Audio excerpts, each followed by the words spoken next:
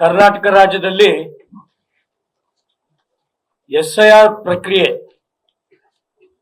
ನಿನ್ನೆಗೆ ಮುಕ್ತಾಯ ಆಗಿರೋದು ನಾವೆಲ್ಲರೂ ಕೂಡ ಗಮನಿಸಿದ್ದೀವಿ.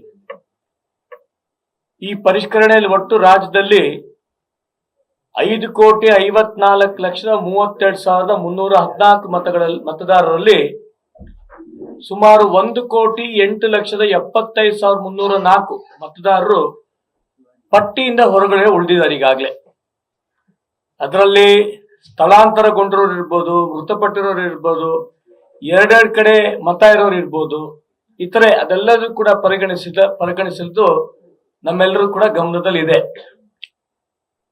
2002ನೇ ಇಸ್ವಿಯ ಮಾಹಿತಿ ಪ್ರಕಾರ ಶಿವಮೊಗ್ಗ ನಗರದಲ್ಲಿ 2,77,098 ಮತಗಳು ಇದ್ವು. ಅದರೊಳಗೆ ಈಗಾಗಲೇ 56,463 ಮತಗಳನ್ನ ASDDO ಪಟ್ಟಿಗೆ ಈಗಾಗಲೇ ಸೇರಿಸಲಾಗಿದೆ.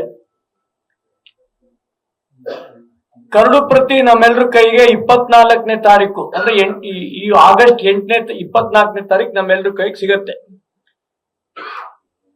ಶಿವಮೊಗ್ಗ ನಗರದಲ್ಲಿ ರಾಷ್ಟ್ರಭಕ್ತರ ಬಳಗದಿಂದ ಈಗಾಗಲೇ ಪ್ರತಿಯೊಂದು ಬೂತಿಗೂ ಕೂಡ ನಮ್ಮೆಲ್ಲ ಕಾರ್ಯಕರ್ತರು ಈಗಾಗಲೇ ಮುಟ್ಟಿರೋದು ತಮ್ಮೆಲ್ಲರೂ ಕೂಡ ಗಮನದಲ್ಲಿ ಇದೆ.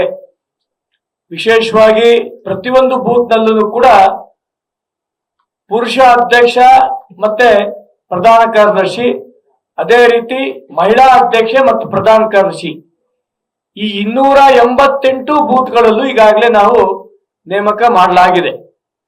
ಅದರ ಪ್ರಯುಕ್ತ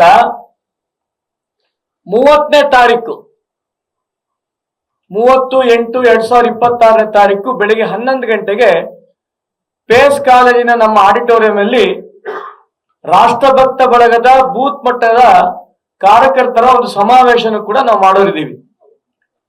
ಈ ಸಮಾವೇಶದಲ್ಲಿ ಈಗಾಗಲೇ ನಾವು ಹೇಳ್ದಂಗೆ ಪ್ರತಿಯೊಂದು ವಾರ್ಡಿನ ಅಧ್ಯಕ್ಷರುಗಳ ಕೈಯಲ್ಲೂ ಕೂಡ ಮತದಾರರ ಪಟ್ಟಿಯನ್ನು ನಾವು ಕೊಡೋರಿದ್ದೀವಿ. ಆ ಒಂದು ಮತದಾರರ ಪಟ್ಟಿ ಮುಖಾಂತರ ನಮ್ಮೆಲ್ಲ ಬೂತಿನ ಕಾರ್ಯಕರ್ತರು ಪ್ರತಿಯೊಂದು 288 ಬೂತ್ಗೆ ಮನೆ ಮನೆಗೆ ತೆರಳಿ ಯಾರ್ದಿನ್ನೂ ಪಟ್ಟಿಗಿನ್ನೂ ಸೇರಿಲ್ಲ, ನೈಜ ಮತದಾರರು ಏನಿದ್ದಾರೆ ಅವರೆಲ್ಲರೂ ಕೂಡ ಮತ ಚಲಾವಣೆ ಮಾಡೋ ದೃಷ್ಟಿಕೋನದಲ್ಲಿ ನಮ್ಮೆಲ್ಲಾ ಕಾರ್ಯಕರ್ತರು, ರಾಷ್ಟ್ರಭಕ್ತರ ಬಳಗದ ಎಲ್ಲಾ ಕಾರ್ಯಕರ್ತರು ಪ್ರತಿಯೊಂದು ಬೂತಿಗೂ ಕೂಡ ಮನೆ ಮನೆಗೆ ತೆರಳಿ ಯಾರ್ದಿನ್ನೂ ಹೆಸರು ಸೇರ್ಪಡೆ ಆಗಿಲ್ಲ, ಯಾರ್ದಿನ್ನೂ ಗೊಂದಲ ಇದೆ, ಅದೆಲ್ಲ ಗೊಂದಲಗಳನ್ನ BLOಗಳ ಜೊತೆ ಸೇರಿ ನಮ್ಮ ರಾಷ್ಟ್ರಭಕ್ತರ ಬಳಗದ ಪ್ರತಿಯೊಂದು ಬೂತಿನ ಮಟ್ಟದ ಕಾರ್ಯಕರ್ತರು ಮನೆ ಮನೆಗೂ ಕೂಡ ತೆರಳಿ ಆ ಎಲ್ಲ ಮತದಾರರಿಗೂ ಕೂಡ ಪಟ್ಟಿಯಲ್ಲಿ ಸೇರಿಸಂತ ಕೆಲಸ ನಾವು ಮಾಡ್ತಾ ಇದ್ದೀವಿ.